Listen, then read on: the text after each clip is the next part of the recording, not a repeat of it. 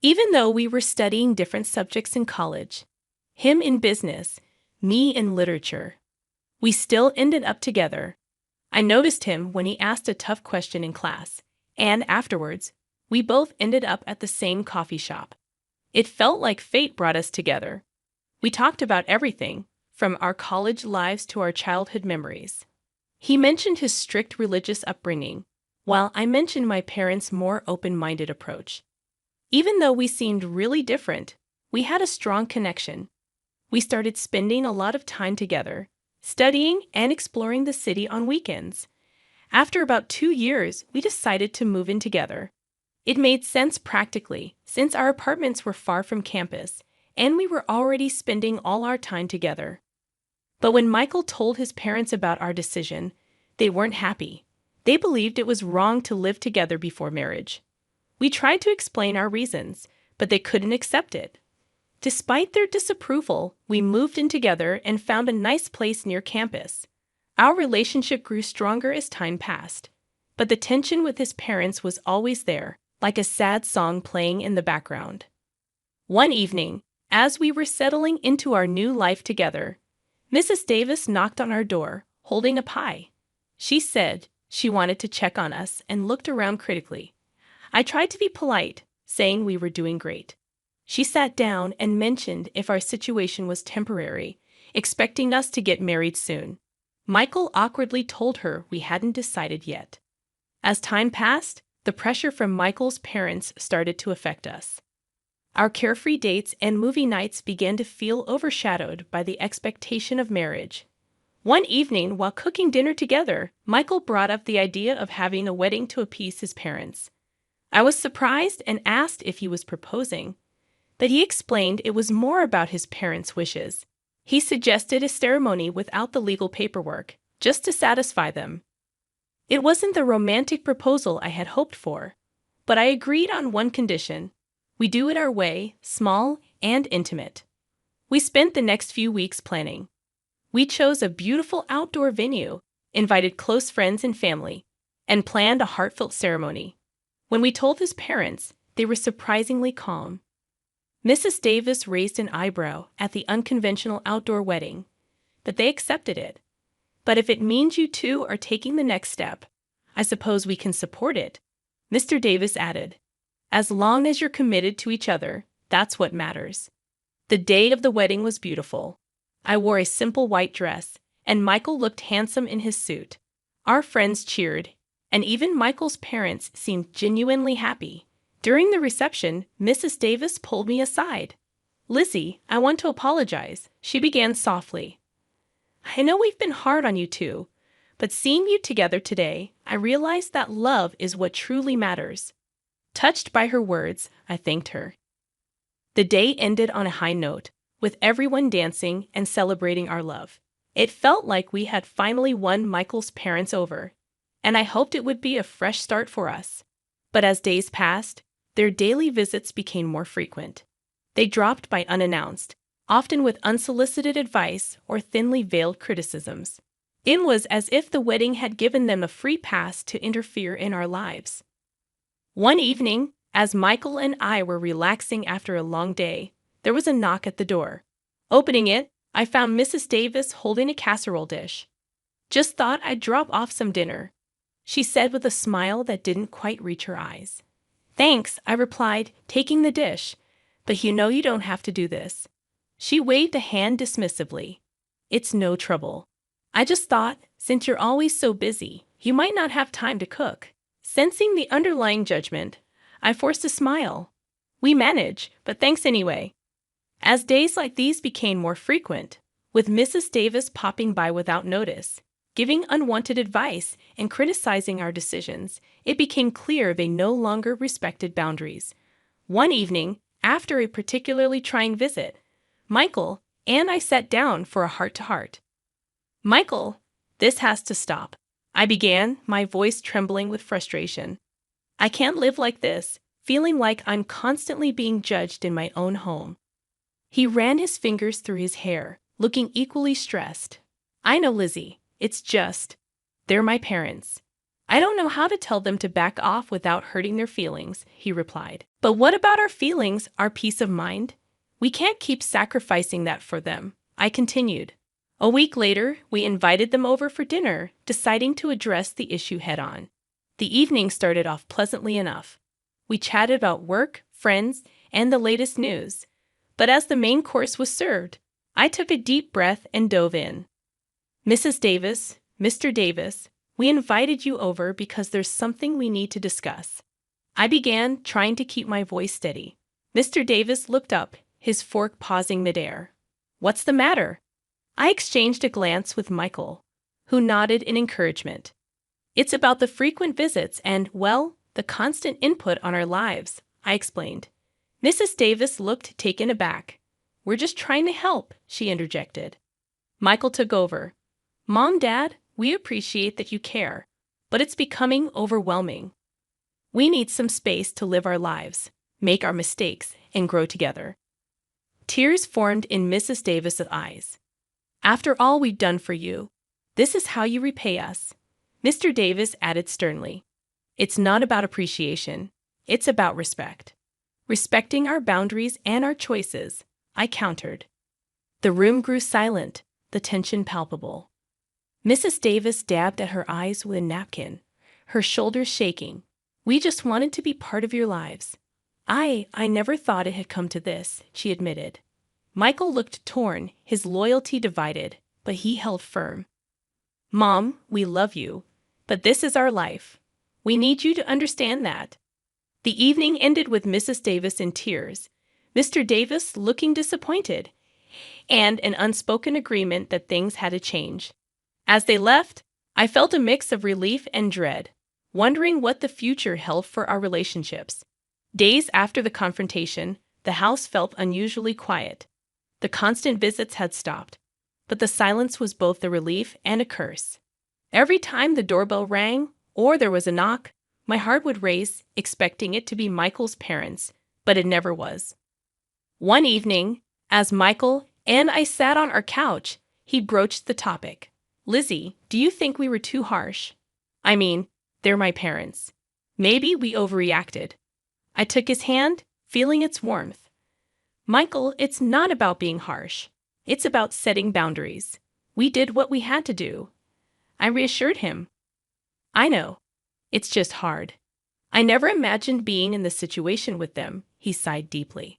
As days turned into weeks, we began to feel the weight of our decision. There were no more surprise visits, but there were also no calls or messages. It was as if we had cut ties completely. During this period, I often found solace in browsing property listings online. One day, as I was scrolling through, a beautiful house in a neighboring town caught my eye. It had a large garden, a spacious living area, and most importantly, it was far away from our current life. Michael, come look at this, I called out. He joined me, peering at the screen. Wow, it's beautiful. But why are you looking at houses? He asked, surprised. I hesitated, choosing my words carefully. I was thinking maybe it's time for a fresh start. Somewhere new where we can create our own memories away from all this drama. He looked surprised. You mean move? Leave everything behind? I nodded.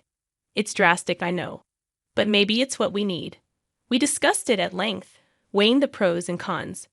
The idea of starting anew was enticing but also terrifying. Yet the more we talked, the more it felt right. A few weeks later, we visited the house. It was even more beautiful in person, and the neighborhood seemed perfect. After much consideration, I decided to use the money I had inherited from my grandmother to buy it. The day we signed the papers, I felt a mix of emotions, excitement for the new beginning, but also sadness for what we were leaving behind. The move went smoothly, and soon we were settling into our new home. It felt like a dream. The peace and quiet were just what we needed. One evening, as we were enjoying a quiet dinner in our new dining room, Michael said, Lizzie, I think this was the best decision we ever made. I smiled, feeling content. I think so too. The first few months in our new home were like a dream. The mornings were quiet, filled with the chirping of birds, and the evenings brought a calm, tranquil energy. Michael and I fell into a comfortable routine, enjoying the privacy and peace that our new surroundings provided. The past seemed like a distant memory, and the attention that once surrounded our lives had all but vanished. Disappeared until one fateful day. I was in the kitchen preparing dinner when the doorbell rang. Michael went to answer it. I heard murmurs and then a familiar voice. My heart sank. It was Mrs. Davis. I walked to the entrance, my face revealing my shock. There they were, Mrs. and Mr. Davis, suitcases in tow, standing at our doorstep. "Mom, Dad, what are you doing here?" Michael asked, his voice filled with surprise. Mrs. Davis smiled a bit too sweetly. "We missed you, dear, and we thought, why not pay a visit?" I tried to keep my composure. "It's unexpected," Mr. Davis chimed in. "We just wanted to see where our son is living now." "Is that so wrong?" Michael seemed torn. "Of course not, but a heads up would have been nice." Mrs. Davis looked around, her eyes scanning our home. "Oh, what a lovely place you have here. Much nicer than the old one." I bristled but said nothing. The visit turned into a stay. One night became 2, then 3. They began to settle in, making themselves comfortable, much like they had in our previous home. One evening after dinner, I pulled Michael aside. "Michael, we can't go down this road again. We moved to escape this." He sighed. "I know, Lizzie, but they're my parents. I can't just throw them out." "Then what?" "Let them take over our lives again." Mrs. Davis, who seemed to have overheard our conversation, walked over, her eyes welling up with tears. "Is that how you feel, Michael? That we're a burden?" Michael looked helplessly at me, then back at his mother. "Mom, it's not like that. We just wish you had told us you were coming." She sniffled. "We just wanted to be close to our son, but it seems we're not welcome here either." I had a sinking feeling when I heard Michael's parents mention they'd made a decision about their living situation. The two of us had recently been discussing the matter privately, hoping to find a delicate way to address the issue. Now it seemed the matter was going to be thrust into the open. "Lizzie, Michael," Mr. Davis began, "we have some news." Michael shifted in his seat, already sensing what was coming. "Go on," he prompted. Mrs. Davis, trying to sound cheerful, said, "We've sold our house. We realize there's no need for it when we have such a lovely family home here with you two." My eyes widened in shock. "You did what?" "We wanted to be closer to you both," Mr. Davis explained, looking earnest. Mrs. Davis looked hurt. "We are family. Why wouldn't you want us here?" I took a deep breath and said what I'd wanted to say for a long time. "This house, it's mine. It's not owned jointly by Michael and me. It's in my name only." I retrieved a file from the study, showing them the ownership documents. Mrs. Davis looked at the papers and then back at me, clearly stunned. "But you're married. What's yours is Michael's and vice versa." I smiled triumphantly. "That's where you're mistaken. We held a wedding ceremony, yes, but Michael and I never legally married. We never signed any official documents, so technically you're not my in-laws." The weight of my words seemed to hang in the air. Mrs. Davis's face turned a shade paler, her eyes widening in disbelief. Mr. Davis looked from me to Michael, seeking some form of denial. Michael took my hand, signaling his support. "It's true, Mom and Dad. We thought you'd be more accepting if we had a ceremony. But we never felt the need to get the state involved in our relationship." Mrs. Davis began to sob. "So you deceived us, and now you're throwing us out." The room was heavy with tension after the bombshells were dropped. Michael's parents were clearly taken aback, but it wasn't long before the shock turned into outrage. "So you tricked everyone with a sham wedding, and you think that makes everything all right?" Mrs. Davis's voice had a hint of venom. Michael sighed. "It wasn't about tricking anyone. It was about the way we wanted to live our lives. The ceremony was for us and those who wanted to celebrate our love." Mrs. Davis's face turned a shade redder. "You dare defy the sanctity of marriage, live together in sin, and then mock us with a fake wedding? I've had enough," Mr. Davis declared, standing up. "Suddenly, you, young lady, are nothing but a sinner and a witch, trying to pull my son away from his family, his values. I was taken aback by the fierceness of their reaction, but I wouldn't let them intimidate me. I have not taken Michael from anyone. He's made his own choices, and it's high time you respect them. Mrs. Davis' eyes were filled with tears, but her voice was stern. Michael, come home with us. Leave this woman. She's done nothing but pull you into her web of deceit.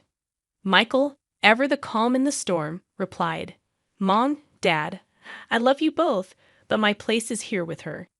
She's been nothing but kind and understanding, even when you both haven't been. You can't just demand I leave her. You're choosing her over us.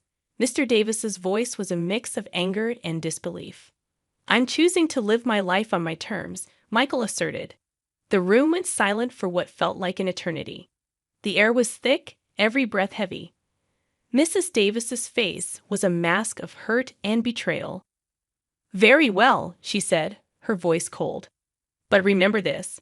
You're turning your back on your family, on your faith, all for her. I'm not turning my back on anyone, Michael said. I just wish you'd see that. Mrs. Davis's eyes were hard, her voice bitter. Let us go, she said to her husband, not giving either of us another glance. And with that, they left, leaving behind a wake of hurt, confusion, and uncertainty. I looked at Michael, his face a mirror of my own feelings. We both knew that things had changed irrevocably, and there was no going back. A few days after the confrontation, as I was heading back from work, my neighbor, Mrs. Carlson, called out to me. She was an older lady known for her daily walks and her uncanny ability to know everyone's business. Did you hear about the Davis family not selling their house? She asked, with a knowing look. I paused, taken aback. What do you mean? She leaned closer, lowering her voice. They never put their house on the market. I heard from Susan, who heard from Janice, who works at the town's real estate office. There's no record of the Davis property being up for sale.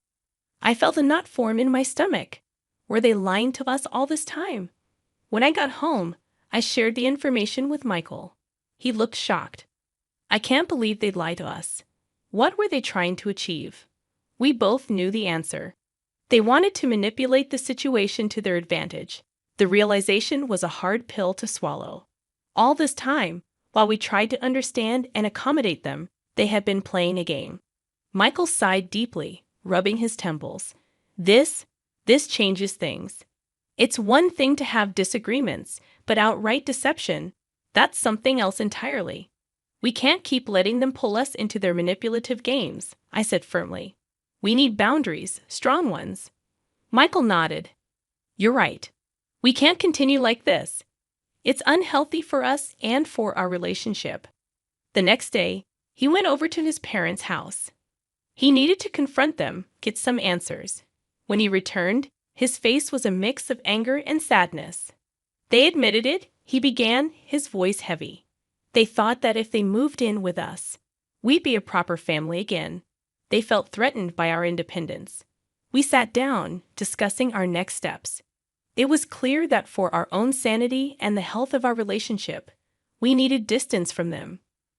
We need a break, Michael declared. Some time away from all this drama and manipulation. I agreed. It's the best decision for us right now. That evening, we sent a message to his parents informing them of our decision. The reply was filled with anger and accusations, but we remained firm. We needed this for ourselves and for our future. The next few weeks were quiet. We focused on each other, rebuilding the trust and closeness that had been strained over the past months. One evening, as we sat on our porch looking at the stars, Michael turned to me. Thank you, he whispered, for standing by me, for fighting for us. I smiled, squeezing his hand. Always.